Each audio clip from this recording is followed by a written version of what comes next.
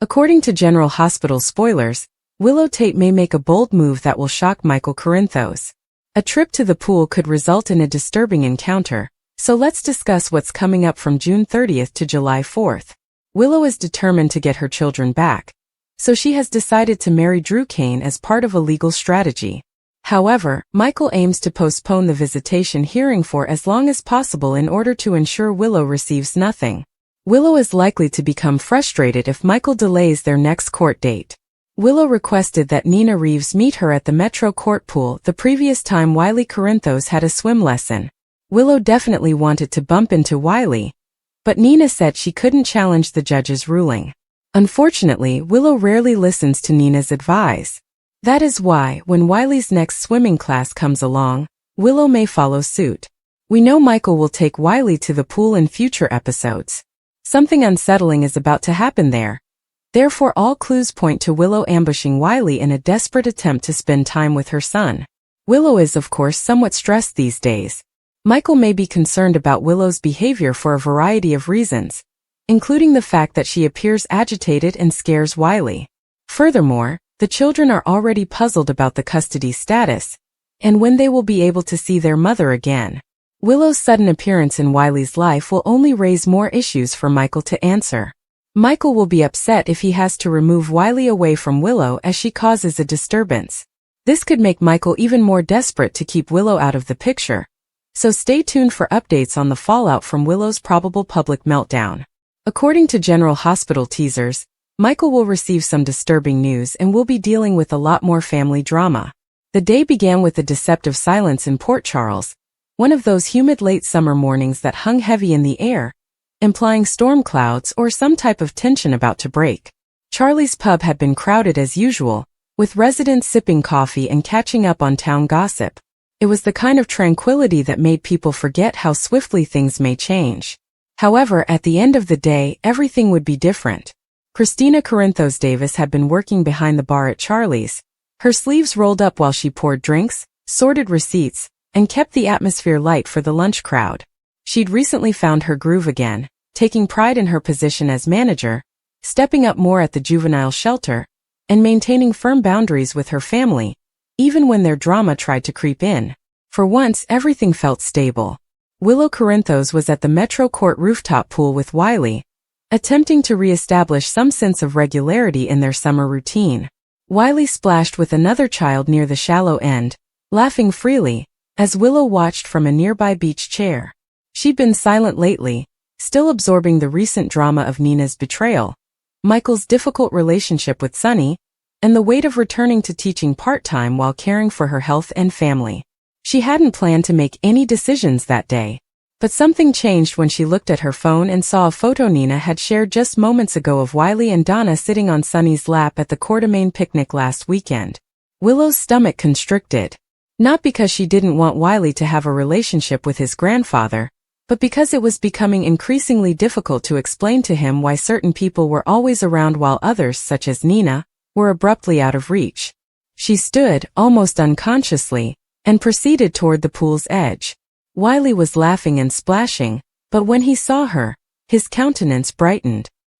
He waved and she returned the gesture, but not with a smile. "Wiley, sweetie," she whispered quietly, calling him to her. "Come out of the water for a minute." Wiley obeyed, bewildered, his hair streaming and cheeks flushed with delight. Willow covered him in a towel and took him to a quiet area away from the other kids. "I just wanted to talk to you for a second," she explained, crouching to his level. "What about the people in your life? Do you recall how we discussed family and how adults make difficult decisions to keep children safe and happy?" Wiley nodded, confused. "Well," Willow said, selecting her words carefully, "occasionally, even if someone truly wants to spend time with you, Mommy and Daddy must decide whether it is the correct moment. Sometimes it isn't. Like with Grandma Nina. Do you understand?" Wiley frowned. "But I enjoy Grandma Nina. She gave me sweets." Willow sighed, trying not to betray her annoyance. "I understand, honey. I know she cares about you. But she did something wrong. And we're going to keep our distance until we know things are better." "But she said she was sorry." Willow blinked. "Did she talk to you?" "At a picnic. She said not to tell." That changed everything. Willow's blood became chilly. Wiley, why didn't you tell me? She called it a surprise. And she handed me a cookie. Willow stood slowly, her heart racing. Nina had gone behind their backs again, this time involving Wiley directly. It wasn't about forgiving anymore. It was about purposeful and manipulative boundary crossings. She dialed Michael's phone while shaking her fingers. Across town, Michael was walking into Pozzolo's when his phone rang. He glanced at the screen, saw Willow's name and picked up right away. What's wrong? She talked to him, Willow stated firmly. Nina. At a picnic. She drew him away and urged him not to tell anyone. Michael did not answer for a time. His mind was already spinning, connecting this fresh transgression to everything else that had resulted from Nina's activities in the previous months.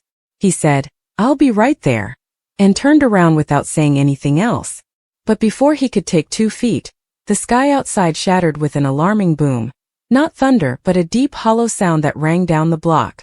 He turned just in time to see black smoke pouring from the rooftops, curling thick and fast toward the sky. Instinct kicked in. He sprinted toward the smoke while already dialing 911. Within seconds, the cause of the fire was identified as Charlie's Pub. The side alley near the trash was already engulfed, with flames climbing the rear wall at scary speeds. People were streaming out the front door, coughing and panicking, some screaming for those remaining inside. "Christina!" Michael cried, pushing his way through the crowd. A rush of heat greeted him at the entryway. He observed her barely inside, assisting an elderly customer to the exit. "Come on!" he cried, seizing her arm and dragging her out just as a section of the ceiling near the kitchen crashed with a tremendous thud. They staggered onto the street, covered in soot. Christina's hair was singed at the ends and her hands scratched, but she was still conscious. "I thought I smelled gas earlier," she explained, coughing. "But I didn't think." Michael was already contacting Alexis and the fire department again. Sirens were approaching soon, but Charlie's was rapidly becoming an inferno.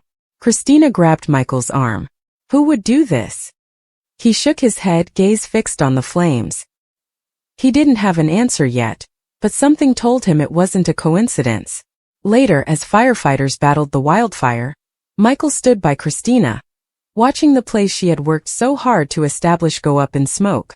EMTs examined her and offered her water, but she kept looking at the structure as if something else was burning inside her that she couldn't identify. Michael's phone vibrated again. "Willow, are you all right?" she inquired the minute he responded. "There was a fire at Charlie's," he explained, his voice tense. "Christina is fine, but it's horrible. Very bad." There was silence on the other end. "Did you talk with Wiley again?" he asked. "Yes. I told him we'd explain more later, but I made sure he knew not to speak to her unless you or I were present. I still can't believe she did." "I can," Michael replied bitterly. "I really can." The police began to rope off the area. Christina and Michael were approached by an officer, who informed them that arson investigators were on their way. Preliminary evidence suggested a planned act, including accelerant traces near the dumpsters and a damaged lock on the rear service door. Christina sighed heavily as the cop went away. "Do you think this was about me? What about the pub?" Michael looked at her. "Or about Dad?" The theory hovered between them like fog. The Corinthos family has too many enemies to count. Any of them may have conveyed a message through fire. And with tensions already high with Jason's return, Drew's breakdown and Nina's public outburst, the number of suspects seemed infinite. Later that night, Michael and Willow sat on the couch, while Wiley slept upstairs. The weight of the day pressed down on both of them. The fire. Nina's secret communication. The distinction between safety and manipulation has become more blurred. Willow interrupted the silence. "We need to put a stop to it." Michael nodded. "I've already made several calls. We can file a formal complaint in family court. If she violates the visitation agreement again, it will be recorded." "She'll try something else," Willow remarked. "She always does." Michael's jaw stiffened. "Then we'll be ready." He didn't tell her what else had transpired at the fire site, like when he stepped around the corner of Charlie's and noticed someone watching from across the street. A man in a gray hoodie, face half veiled, lingering just long enough to raise suspicion before disappearing into the crowd as the sirens blared. Michael felt a presence before he saw the man, an uneasy sense that he was being watched. He had not informed the cops. Not yet. He didn't even know what to say. That eerie moment gnawed at him, however. That presence. That night, when he checked the locks on all the doors and looked in on Wiley one final time, Michael couldn't shake the feeling that something much bigger was going on. The fire was not a random occurrence. Nina's stunt was no fluke. The man in the hoodie had not been an accident. It was all connected, and whatever it was, it had only just begun. According to General Hospital spoilers, Drew Kane may be about to make a shocking revelation. GH fans are aware that Judge Herron sided with Michael Corinthos in court, but it wasn't a fair fight. That's because Jen Sidwell bribed Judge Herron to give Michael full custody of Wiley and Amelia Corinthos. Judge Herron was paid generously to find in Michael's favor, thus the custody curveball was had to come out sooner or later. What if Drew discovers the stunner and finds himself in a difficult situation? Drew's alliance with Sidwell and Ezra Boyle makes it possible that the information will end up in his hands. Drew may overhear something he shouldn't have, or Ezra may tell Drew what Sidwell did. Drew may end up angry since Sidwell cost Willow Tate her children. Drew, on the other hand, may have a reason to remain silent for the time being. After all, uncovering the judge's bribery might result in another custody trial with a different judge, who may be significantly more willing to grant custody to Amelia and Wiley's mother. Willow is only rushing into this marriage because she believes it is important to get her children back. If the judge's bribery is revealed, Willow may cancel the wedding, or at least Drew fears so. It's easy to see Drew finding out about the bribe and keeping it hidden until he can legally marry Willow. Willow may be in for another unpleasant surprise when all of Drew's wicked actions are revealed. Drew's every move is selfish and manipulative, so we can easily imagine him keeping the judge bribery drama hidden until it is most beneficial to him. Drew might suppress the truth long enough to trap Willow into marriage, then pretend to find Judge Herron is dirty after she's locked in. According to General Hospital teasers, Drew will tighten his grip on Willow even more in the coming episodes, so keep an eye out for updates on all the drama. Drew Kane had always believed in doing the right thing, even if it was the more difficult option. He carried integrity like armor, a moral compass set deep within him, despite all the losses and manipulations he had experienced since returning to Port Charles. However, this time the situation was not as clear. When he discovered the truth about the judge sitting over Nina's case, and by extension the one who played a critical role in the disintegration of Willow's legal links to her biological mother, he realized he was in the center of something explosive. It began gently, as most dangerous events in Port Charles do. Drew was meeting with a contact from his ELQ days, someone who worked in compliance and had discovered a series of flagged financial transactions involving a private trust. On the surface, it appeared to be nothing more than an odd collection of donations to a judge's personal charity organization. But when Drew saw the judge's name, his stomach turned. Judge LeMay, the same woman who had denied Nina's plea to keep visitation with Wiley, and the same judge who had helped expedite Willow's motion to restrict access. Drew didn't have to dig very deep to figure things out. The judge had received several substantial gifts through shell businesses, all of which ultimately led back to Michael Corinthos. But it wasn't Michael, Drew could tell right away. The fingerprints were too crisp and calculated.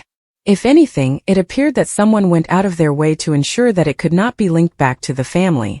But Drew, with his military precision and economic acumen, uncovered the trail with chilling clarity.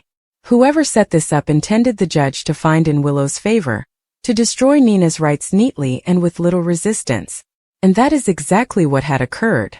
The judge decided with exceptional quickness and clarity, disregarding Nina's attempts at mediation. Everyone had blamed it on her previous actions, the months of deception surrounding Sunny's identity, and the emotional toll her decisions had done on Willow.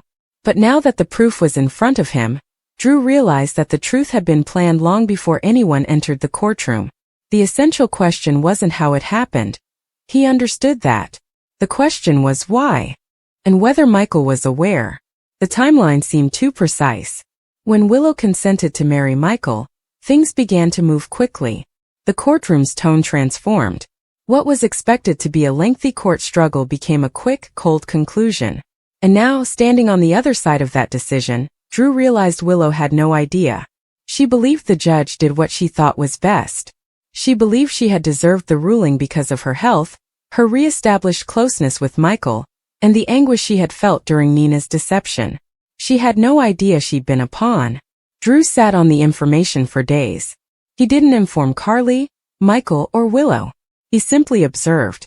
At night he couldn't sleep. His conscience sounded louder than ever before. If he revealed the bribe, everything would crumble. The marriage, the custody decision, Willow's fragile emotional recovery following her transplant. But if he remained silent, he would become complicit. What made matters worse was Willow's apparent happiness. For the first time in months she was truly smiling. Her health had stabilized, and she had formally adopted the Corinthos name. She was talking about adopting Amelia. About starting a new life away from the tumult of the courtroom and Nina's presence.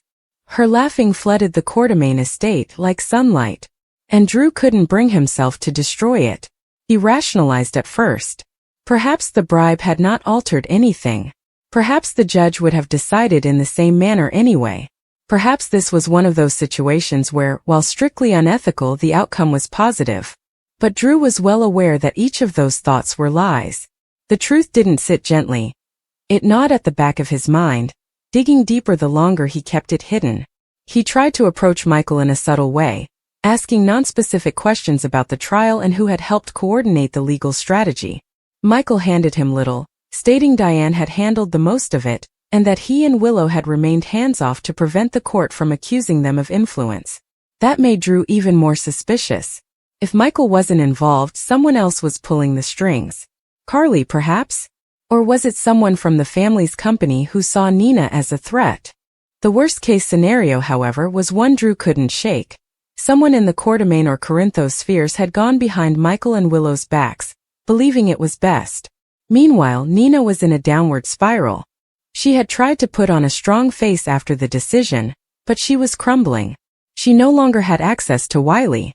Her connection with Willow, which she had battled so hard to save after the transplant, was deteriorating faster than she could fix it. Sonny had become more distant and inattentive, making it difficult to reach him. Nina's world was falling piece by piece, and her bitterness was increasing. She suspected there was more to the decision than she had been told. Even Ava, who had previously encouraged Nina to leave the drama, began to admit that something didn't feel right. Judges did not rule with such finality unless there was outside pressure. So Nina began asking questions. Drew was paralyzed and watched from the sidelines. He knew she would find out eventually. And once she did, there would be no stopping the fallout. Nina would go public. She'd take it to the press, the bar association, and everyone who would listen. And Michael was the first person she would blame, accusing him of manipulating the whole thing. But that was when Drew's internal conflict peaked. Drew still loved Willow despite everything Michael had done, including the lies, plotting, and power maneuvers. He'd seen her come back from the brink of death. He had witnessed her battle for her life with grace and grit, reminding him of the finest in mankind. And if this was revealed before she had fully recovered, before she was ready, it could destroy her. So Drew made a decision. He'd wait. Not forever, but just until the marriage was final, and Willow was fully settled and safe. Until the basis of her relationship with Michael was solid enough to withstand whatever came next. For the time being, he'd keep the facts hidden in his back pocket to keep her safe. He despised himself for it. Every day, he saw the deception grow greater. The shame crept into his interactions with Carly. It made him short-tempered with Aurora's staff. It made him distant and guarded. Carly noticed, of course, but Drew refused to tell her. If he let it out, even a little, she'd press him to act, which he couldn't. Not yet. Then came the wedding. It was small, quiet, and gorgeous. Willow donned a lovely ivory dress and carried a bouquet of wildflowers. Michael stood by her, Wiley by his side, and Amelia nestled in her grandmother's arms. The family was radiant, and Sonny, despite everything, managed to smile. Even Jocelyn, who is normally suspicious of excessive Corinthos feeling, shed a tear or two. Drew stood in the back, fists clenched. He should have been happy, but all he could see was the secret growing tighter around him. A time bomb. And he clutched the fuse. He offered them his congratulations following the wedding. I hugged Willow. pretended that everything was all right. However, that night he made a decision. It was time. He couldn't keep it quiet indefinitely. He would not tolerate corruption, not even for love, particularly not for love. He planned to meet with Diane first, explaining what he had uncovered and asking her to verify it. Diane was stunned but not shocked. These kinds of manipulations happen more often than people think, he was told. But you were right to come forward. If this is true, we must act before others do. They worked together to decide their next moves. Diane would discreetly begin examining the judge, developing a case that might potentially be presented to the ethics committee. Drew, in the meantime, planned to face Michael. The confrontation was harsh. Michael was completely caught off guard. He initially denied everything, saying unequivocally that he had nothing to do with the bribe. But when Drew lay out the entire trail of evidence, Michael's demeanor changed from denial to devastation. He had not done it, but someone close to him did. They both suspect Carly, and that revelation unleashed another wave of conflict in the household. If Carly had done this, manipulated the judicial system to protect her son and his new bride, she would have risked everything. Her freedom, the family's legacy, and most importantly, Willow's trust. Michael was torn. He didn't want to believe his mother was capable of such recklessness. He knew, however, that she would go to any length to protect them. Drew pledged not to act without his permission for now. They would offer Carly an opportunity to come forward, to explain. When confronted, Carly did not dispute it. She confessed through tears in her eyes. I did it for Willow. For the children. Nina was not going to quit. And the judge was already leaning into her. I just helped her make the right decision. Michael was speechless. Willow walked in moments later and froze at the expressions on everyone's faces. What is going on? She asked. Silence. That's when Drew stepped forward. Willow, he said kindly, we need to talk. And thus the falsehood started to unravel. Not with fury or screaming but with grief. Willow listened as Drew spelled everything out. Forged donations. The influence. The manipulation of her custody situation. A bribe. She cried. Not because she despised them, but because they had not trusted her to handle the reality. Because her voice had been taken away at a crucial moment. She did not shout. She did not run. She simply walked out of the room and sat in the garden, holding Amelia while watching the light disappear from the sky. The fallout would be lengthy and severe. But Drew's guilt eased just slightly, because the truth no longer belonged solely to him. The General Hospital recap for Friday, June 27th, shows that Michael Corinthos summoned Jocelyn Jacks to explain why she was not chosen as Daisy's godmother. Jocelyn understood when Michael claimed Sasha Gilmore Corbin made all the decisions and agreed to Felicia Scorpio being godmother instead. Michael also informed Jocelyn about Willow Tate's intention to marry Drew Kane, but Joss begged him not to let Willow ruin Daisy's special day. While Jocelyn and Michael were bonding, Cody Bell presented Sasha with a large stuffed animal that had arrived from Robert Scorpio and Holly Sutton. Sasha eventually admitted to Daisy's bizarre behavior. Cody eventually discounted everything by assuming there must be a sensible explanation. Carly Spencer and Jason Morgan discussed how the Quartermaines interrupted Michael's christening at church. Carly anticipated that there would be no crashers today, as it was Daisy's time. Although Carly was concerned about the hits on Sonny and the mystery that had yet to be solved, Jason assured her that Sonny Corinthos' men had it under control. Jason stressed that anyone who tried to move would be stopped. Next, Natalia Ramirez invited Brooke Lynn Quartermaine to her room, where she acknowledged that one of Sonny's investments was not pure. It wasn't Sonny's fault because his finance team made the error, but it may be an issue for deception.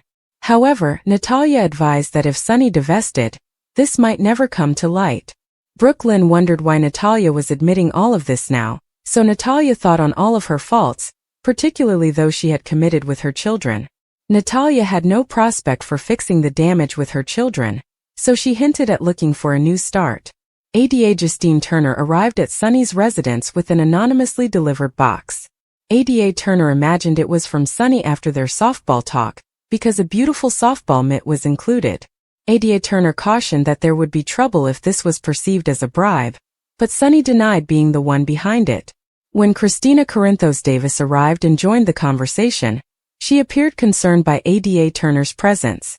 After Ada Turner left, Sunny comforted Christina before making a secret phone call. Sunny made a phone call and forced Natalia to reschedule her plans after Turner's visit shook him up. Jordan Ashford told Anna Devane about Portia Robinson throwing a drink at her. Portia wasn't entirely wrong about Jordan having a flame for Curtis Ashford, so Jordan accepted it and reflected on the situation. Jordan suspected Curtis might feel the same way about her, but she didn't want to interfere with his marriage and wasn't sure she could be near him right now. Anna eventually proposed that Jordan and Curtis have an honest discussion. In Curtis' office, Portia refused to let him postpone a critical conversation about their marriage. Curtis grumbled about Portia's lies, so she admitted her sins and wanted to move on. Portia was concerned that Curtis' standards were too high, and she accused him of being a hypocrite because he, too, maintained secrets when he conspired against Drew with Michael. Portia became upset and wanted to have hope for their future together, so Curtis kissed her and threw the stuff off his desk so they could hook up. Before Portia and Curtis could continue, Jordan arrived and interrupted them. Sunny, Michael, Felicia, Brooke Lynn and Harrison Chase arrived at the chapel together. Brooke Lynn drew Chase aside for a private moment because Deception was in trouble, and she didn't know how to tell Maxie Jones. Chase cut Brooke Lynn off when he discovered she was talking about Sunny's questionable investment. On Friday's GH episode, Anna confronted Ada Turner about some Sunny-related information that had inadvertently fallen on her desk. It was intended for Chase, but Anna read enough to be upset about Turner conducting an investigation through her department without her knowledge. Ada Turner stated that Anna could not be trusted when it came to Sunny. Anna stood firm and pushed Ada Turner to look into internal affairs, so Turner indicated she might. Back at the chapel, Sunny spoke with Jason alone and informed him that Turner was sniffing about, so he had Paul go take Natalia up early. Paul made his way to Natalia's suite door, which she opened to discover she would be leaving for Belize now rather than later tonight. Natalia assumed Sunny would accompany her, and was disappointed to find otherwise. Natalia closed the door after pushing for an hour to pack and lamented Sunny's abandonment of her. Natalia looked outside and saw that Paul had left, so she took out too, heading to the church. Daisy's christening was about to begin when Natalia walked in, drawing attention to herself. Sunny glared at Natalia as she sat on a pew. According to General Hospital spoilers, Natalia is poised to cause an even bigger scene, so stay tuned. Natalia had never taken betrayal lightly, especially from someone she trusted. And at Port Charles, trust was more valuable and volatile than gold. When she initially entered Sunny Corinthos' world, she realized she was treading dangerously close. She knew what he was capable of, both good and horrible. She had heard the stories. Still, nothing prepared her for the pain of abandonment. Nothing prepared Sunny for how she would respond when she realized he had ignored her without a second thought.